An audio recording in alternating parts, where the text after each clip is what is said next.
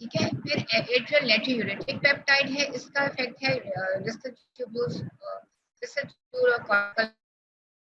के ऊपर। This decreases sodium chloride reabsorption. ठीक है, this is the only hormone which decreases the sodium chloride reabsorption. फिर आपका पैराथायरॉयड हार्मोन है, जिसका साइट ऑफ एक्शन है प्रॉक्सिमल ट्यूब्यूल। कनेक्ट हो गई, मैं बार बार डिस्कनेक्ट हो गई। ऑलराइट, सो एल्डोस्टेरोन का जो है इफेक्ट जो है, it has a major effect on the principal cells of the cortical collecting tubule। ठीक है, ये देखो, ये जो आपकी कॉर्टिकल कलेक्टिंग ट्यूब्यूल्स है, उनके जो प्रिंसिपल सेल्स हैं, ठीक है, प्रिंसिपल सेल्स पे का इफेक्ट है। और क्या इफेक्ट है कि it increases the activity of the sodium potassium ATPase pump. ठीक है, ल्यूमिनल साइड पे ये इंक्रीज कर देता है activity of sodium potassium ATPase pump. As a result of that, जब सोडियम ज्यादा जाएगी तो क्या होगा कि ये सोडियम की रीअब्जॉर्प्शन इधर से ल्यूमिनल साइड से, सॉरी ये है बेसल साइड, बेसल साइड पे जो है सोडियम पोटेशियम एटीपीएस की एक्टिविटी इंक्रीज हो जाएगी। ठीक है, तो सेल के अंदर सोडियम थोड़ी रह जाएगी, तो मोर एंड मोर सोडियम, यहाँ से वो सोडियम की परमेबिलिटी को भी इंक्रीज करता है। ड्यूअल इफेक्ट है एल्डोस्टेरोन का। इधर से वो सोडियम पोटेशियम एटीपीएस पंप की एक्टिविटी को इंक्रीज करता है, तो सोडियम सेल में कम हो जाती है।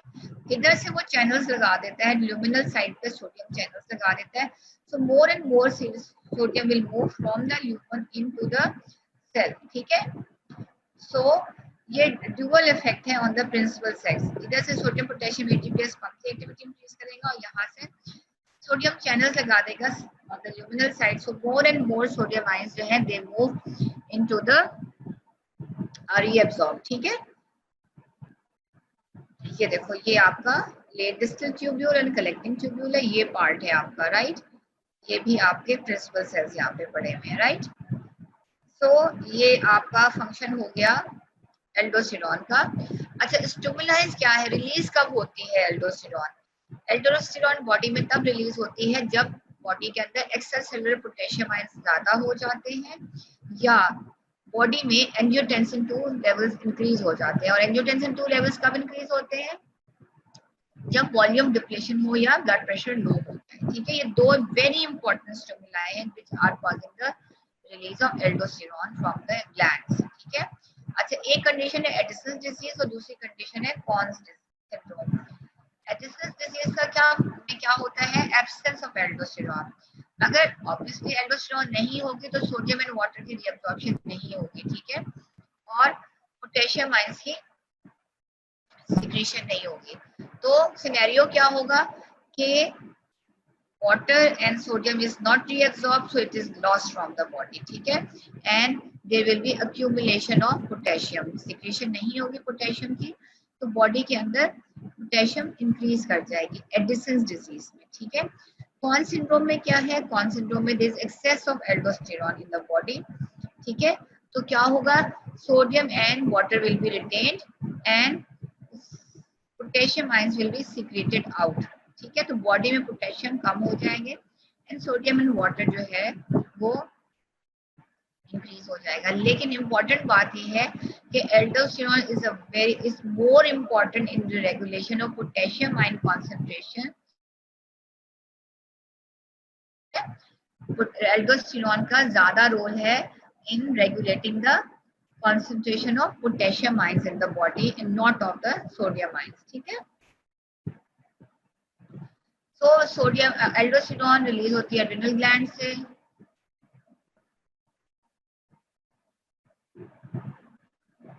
एड्रिनल ग्लैंड से रिलीज होती है। स्टिमुलाई जो है वो है आपके increase in extra cellular potassium ions और दूसरे है angiotensin 2।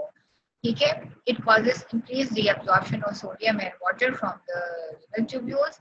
It increases the activity of sodium potassium ATPase pump as well as it increases the permeability of the sodium ions on the luminal side। ठीक है, अच्छा, ये बात हो गई। हम अब आ जाते हैं दूसरे हार्मोन पे, एंजियोटेंसिन 2 पर।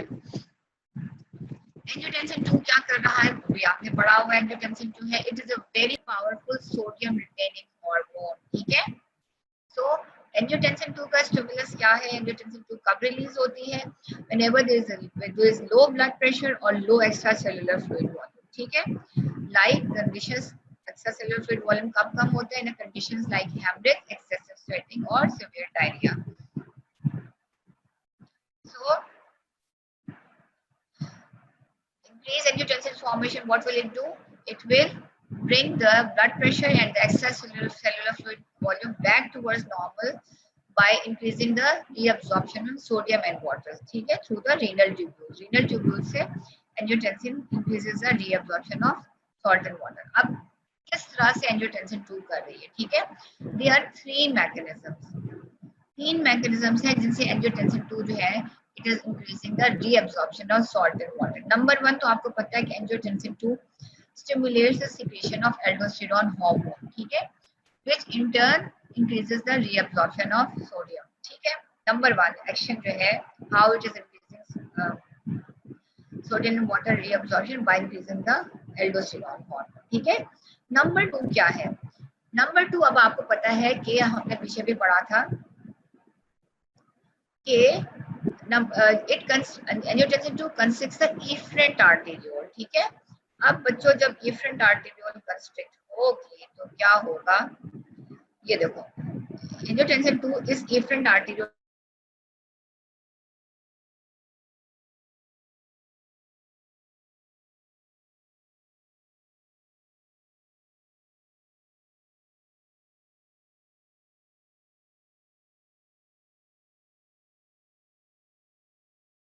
गई, हाइड्रोस्टैटिक प्रेशर यहाँ पे अपोजिंग फोर्स है, जब वो कम हो जाएगा तो मोर एंड मोर वाटर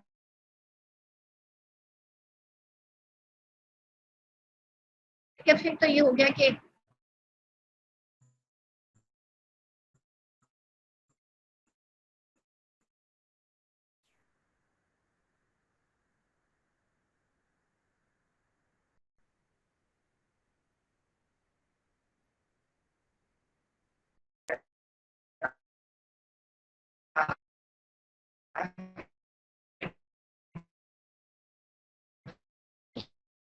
ठीक है,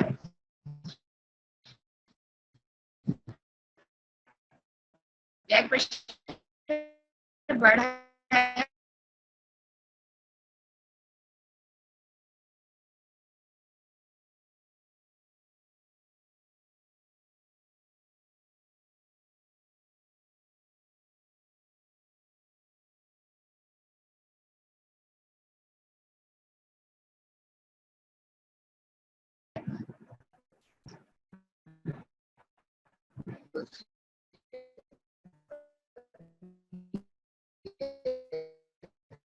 ये रीनल ट्यूब्यूल्स है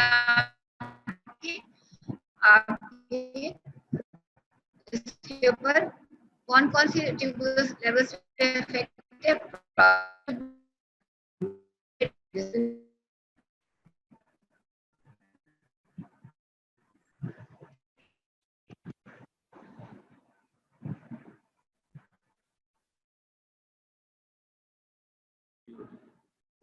मेरी आवाज आ रही है?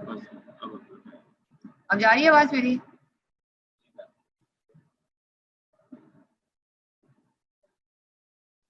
अच्छा जी, एंजियोटेंसिन 2 का जो थर्ड इफेक्ट है इट इज डायरेक्ट इफेक्ट. ठीक है, डायरेक्ट इफेक्ट कहाँ कहाँ पे हो रहा है? प्रॉक्सिमल ट्यूब्यूल पे हो रहा है, लूप ऑफ हेनले पे हो रहा है, डिस्टल ट्यूब्यूल पे हो रहा है और कलेक्टिंग ट्यूब्यूल पे हो रहा है. ठीक है, अच्छा, सो एंजियोटेंसिन 2 भी एल्डोस्टेरोन की तरह से सोडियम पोटेशियम, ये देखो एंजियोटेंसिन 2 भी आपके एल्डोस्टेरोन की तरह से it increases the activity of sodium potassium, ये सोडियम पोटेशियम एटीपीएस पंप की एक्टिविटी को इंक्रीज कर देता है. ठीक है, राइट, और एक और यहाँ पे भी सोडियम बाइकार्बोनेट जो एक को ट्रांसपोर्टर है उसकी भी एक्टिविटी को इंक्रीज करेगा. ठीक है, तो more and more sodium is moving out of the cell. तो यहाँ पे जब सेल कम हो जाएंगे तो क्या होगा कि more and more sodium will move from the tubular lumen into the cell. ठीक है, फ्रॉम सेल से फिर ये निकल जाएगी through this sodium bicarbonate exchanger. ठीक है, अच्छा, तो बेसोलैटरल साइड पे इसका इफेक्ट है कि it is increasing the activity of sodium potassium ATPase pump luminal side पे इसका क्या इफेक्ट है कि it increases the property of this counter transporter जो कि सोडियम हाइड्रोजन एक्सचेंजर है, ठीक है। This is sodium hydrogen exchanger. Sodium ions जो हैं वो मूव इन कर रहे हैं and hydrogen ions are moving out, right. And these sodium ions when they enter the cell so they move out via this co-transporter, ठीक है। आई बात समझ में कि ये डायरेक्ट इफेक्ट है एंजियोटेंसिन 2 का ऑन द रीनल ट्यूब्यूल्स। पहले तो दो इनडायरेक्ट इफेक्ट्स थे कि एक तो वो इंक्रीज करता है एल्डोस्टेरॉन के सीक्रेशन, दूसरे वो इंक्रीज कर रहा है, दूसरे it is causing the efferent arterioles to constrict. जब व्हेन इफरेंट आर्टेरियोल्स कंस्ट्रिक्ट तो एक तो इफेक्ट है कि हाइड्रोस्टैटिक प्रेशर इंक्रीज हो जाता है।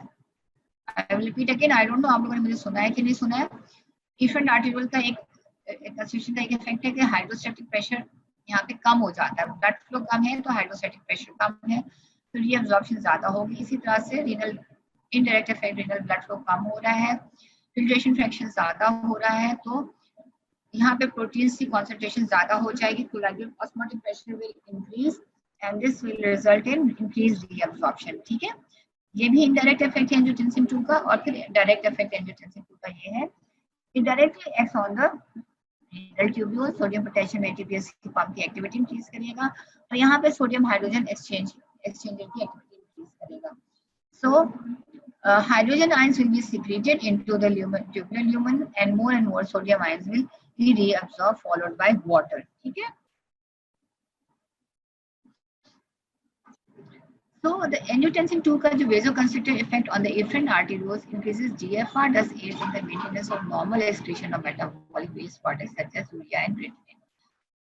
Increased formation of angiotensin 2 permits the kidney to retain sodium and water without causing retention of metabolic waste products, ठीक है। और वो उसका कहना ये चाह रहा है आपको कि इधर से तो जब ये इफरेंट आर्टेरियोल से कंस्ट्रक्शन कर रहा है ना माइल्ड, उस सूरत में it is increasing the GFR, ठीक है। सो जीएफआर इंक्रीज करने का मकसद क्या है? To get rid of the waste products, ठीक है। सो the efferent arteriole की वजह से कंस्ट्रक्शन से reabsorption of sodium and water is occurring, but the kidney is able to excrete the getting rid of the waste products, ठीक है। reabsorption of salt and water भी हो रही है लेकिन साथ साथ GFR भी increase हो रहे हैं, it is getting rid of salt and water, ठीक है। sorry, it is getting rid of waste products। अच्छा जी, ये है आपका जी पिट्यूटरी हार्मोन।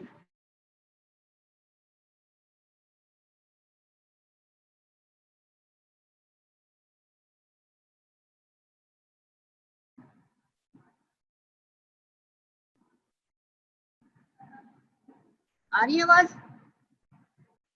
स्टूडेंट्स को जा रही है मेरी आवाज? ऑलराइट, एंटी डायरेटिक हार्मोन का क्या काम है? It increases reabsorption of water, ठीक है। रीअब्जॉर्प्शन ऑफ वाटर का मतलब है कि it is preventing loss of water from the in the urine, ठीक है। इफेक्ट कहाँ कहाँ पे है इसका? डिस्टल ट्यूब्यूल पे है, कलेक्टिंग ट्यूब्यूल पे है और collecting duct, medullary collecting ducts पे, ठीक है। एंड इंपॉर्टेंस क्या है कि body conserve water in circumstances such as dehydration, ठीक है। अगर एडीएच नहीं होगा तो क्या होगा कि किडनी जो है ना, it will start instead of reabsorbing water it will start losing water, ठीक है, and will produce dilute urine, ठीक है। अच्छा, और इफेक्ट क्या है कि ये जो आपका एडीएच हार्मोन है ये बाइंड करता है V2 रिसेप्टर्स को। जो एडीएच हार्मोन है ये आपका V2 रिसेप्टर्स को बाइंड करेगा, ठीक है। और CAMP जो है विल कन्वर्ट प्रोटीन काइनेज, ठीक है, get its energy and protein kinase will be formed and result in protein phosphorylation of these aquaporins, ठीक है। ये फॉस्फोरिलेशन हो जाएगी एक्वापोरिन 2 की, ठीक है। और एक्वापोरिन 2 जो सेल के साइटोप्लाज्म में पड़े हुए हैं, they will go and get themselves attached on the luminal side of the nephron, tubule की ल्यूमिनल साइड पे जाके ये एक्वापोरिन 2 जो है वो जाके अटैच हो जाएंगे, ठीक है। अब जहाँ पे पहले चैनल्स नहीं थे, अब यहाँ पे चैनल्स लग गए हैं। सो वाटर जो कि ट्यूबुलर ल्यूमन में पड़ा हुआ है, it will start moving from the lumen into the cell and then it will enter the interstitium, right. They are different aquaporins आपने पढ़ा था 12 एक्वापोरिन्स होते हैं। जो एक्वापोरिन 3 and 4 है, they are not under the control of antidiuretic hormone. सिर्फ जो आपके एक्वापोरिन 2 जो है, they are under the control of which are lying in the cytosol. ठीक है, साइटोसॉल में पड़े हुए हैं। और जब antidiuretic hormone when it gets attached to the this V2 receptors, तो वो फॉस्फोरिलेशन कर देगा इन एक्वाटिव चैनल्स की, और ये एक्वापोरिन चैनल जो है ये जाके अटैच हो जाएंगे ल्यूमिनल साइड पे, और रीअब्जॉर्प्शन ऑफ वाटर ल्यूमन से शुरू हो जाएंगे। ठीक है,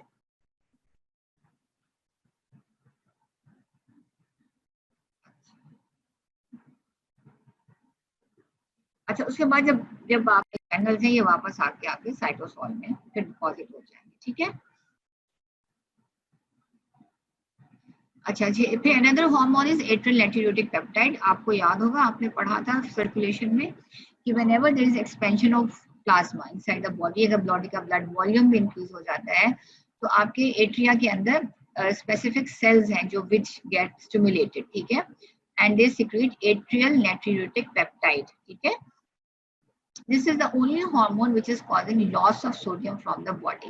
जब सोडियम लॉस होती है तो it is followed by the water. तो व्हेनेवर आपकी बॉडी के अंदर कोई फ्लूइड की एक्सपेंशन हो जाएगी तो sodium and water will be lost from the body, और ये डायरेक्ट इफेक्ट है एट्रियल नाइट्रोटिक पेप्टाइड का ऑन द किडनीज। ठीक है, ऑन द कलेक्टिंग ट्यूब्यूल्स। ठीक है, साइट आपको याद रखनी है। ठीक है, it inhibits the reabsorption of sodium water from the collecting tubules. ठीक है, दूसरा इफेक्ट क्या है, एक तो डायरेक्टली इनहिबिट करता है reabsorption of sodium and water, दूसरा इसका इफेक्ट है कि एएनपी इनहिबिट्स रेनिन सिक्रेशन।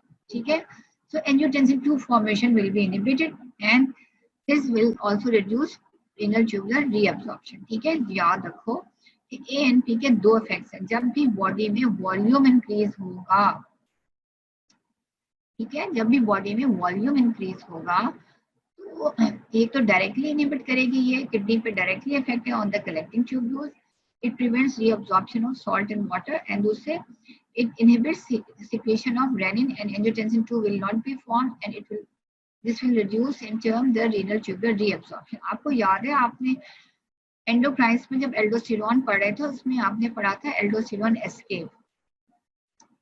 तो एल्डोस्टेरॉन एस्केप में क्या होता है, जब बॉडी के अंदर एल्डोस्टेरॉन ज्यादा हो जाती है तो सोडियम एंड वाटर की रिटेंशन भी ज्यादा हो जाती है। जब बॉडी के अंदर सोडियम एंड वाटर ज्यादा हो जाएगा तो प्लाज्मा वॉल्यूम एक्सपैंड कर जाएगा। ठीक है, जब प्लाज्मा वॉल्यूम एक्सपैंड कर जाएगा तो एट्रियल नाइट्रोटिक पेप्टाइड भी रिलीज होता है। One of the cause of aldosterone escape is the release of atrial natriuretic peptide hormone from the atrias. ठीक है, and this will cause loss of this will cause pressure natriuresis and diuresis। ठीक है, so ANP levels जो हैं they are elevated in congestive cardiac failure। ठीक है, because congestive cardiac failure में क्या होता है कि एट्रियाज जो हैं वो they are unable to pump out the weak हो जाते हैं आपके हार्ट, तो is unable to pump the blood out of the heart, so heart के जो मसल्स हैं, एट्रिया के जो सेल्स हैं स्ट्रेच होते हैं and causes the release of ANP. तो एएनपी जो है वो हार्ट फेलियर में जो सोडियम एंड वाटर की रिटेंशन हो जाती है, तो ये एक प्रोटेक्टिव मैकेनिज्म है to cause loss further loss to remove the sodium and water from the body. ठीक है, अच्छा जी, फिर पैराथायराइड हार्मोन की हम बात कर लेते हैं। पैराथायराइड हार्मोन में क्या होता है कि one of the very important calcium regulating hormone in the body. ठीक है, it causes tubular reabsorption of calcium, especially in distal tubules and also in loop of Henle. Reabsorption calcium की increase कर रहा है and inhibits reabsorption of phosphate from the proximal tubule. Sites of बहुत important है, याद रखनी है आपने। It also stimulates magnesium reabsorption by the loop of Henle। ठीक है, ये हमने हार्मोन्स की बात कर ली। अब हम आके देखते हैं कि नर्वस इफेक्ट क्या है ऑन द ट्यूबुलर रीअब्जॉर्प्शन। सिंपैथेटिक्स का जो नर्वस इफेक्ट है, सिंपैथेटिक नर्व्स का इफेक्ट है on the renal tubular reabsorption। Severe activation of the sympathetic nervous system causes constrictions of the renal arteriole and reduction in GFR, followed by decreased sodium and water excretion। ठीक है, simple.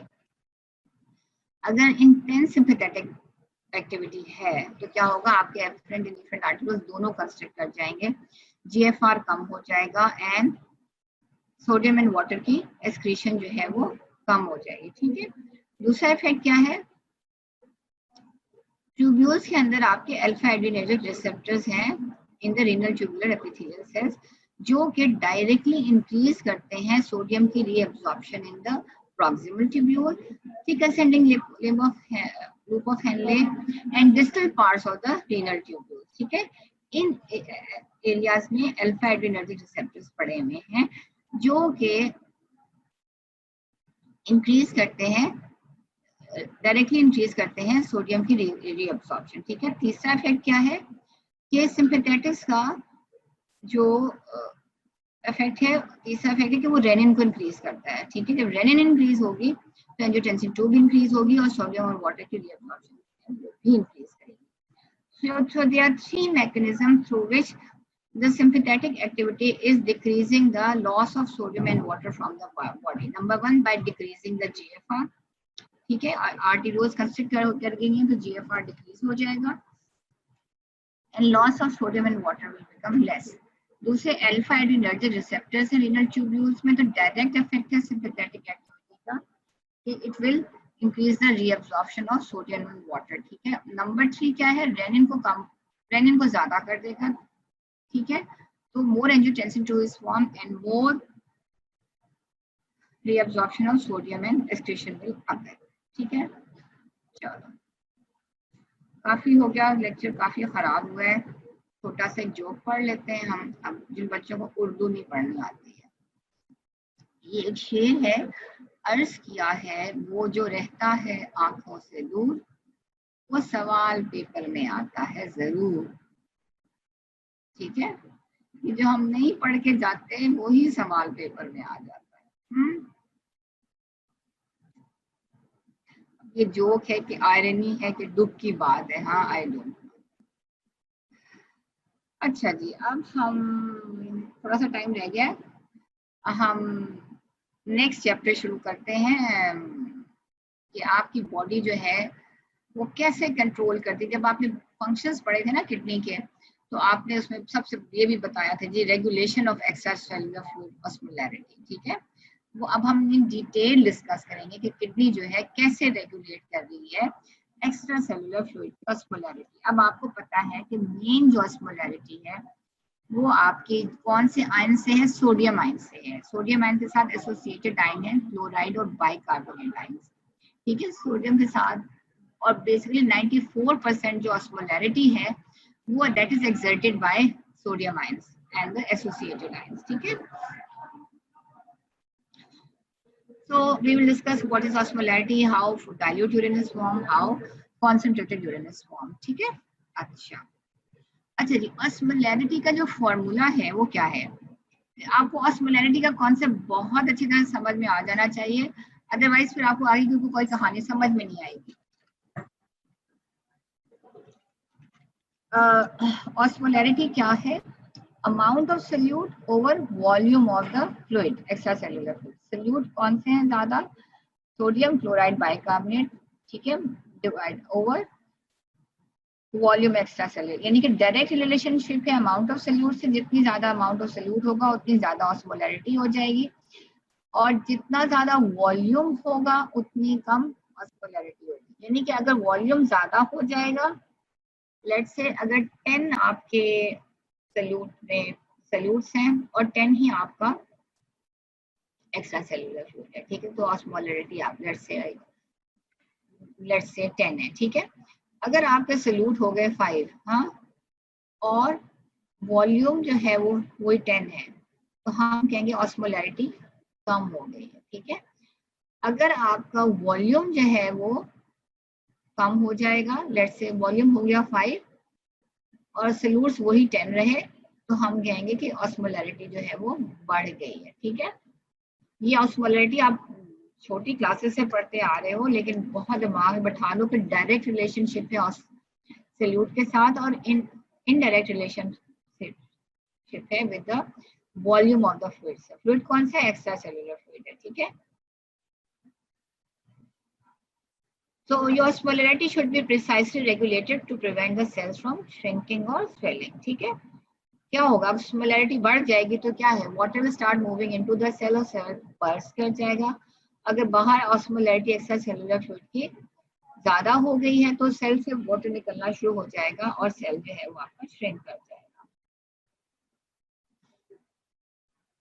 अच्छा जी, फिर एक और phenomena, what is osmoregulation. Body fluid osmolarity is maintained at a value of about 290 milliosmoles by a process called osmoregulation. ठीक है, small deviation in body fluid osmolarity produce hormonal responses that will alter water reabsorption by the kidneys to return the osmolarity back towards the normal value.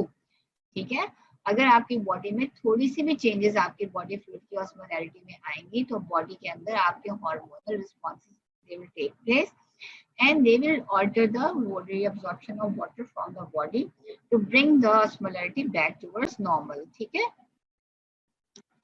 the total body water is controlled by कैसे, the fluid intake which is regulated by thirst and renal excretion of water. ठीक है, intake कितना है और output कितना है. ठीक है, that is how your total body water is regulated. The intake should be equal to the output. ठीक है,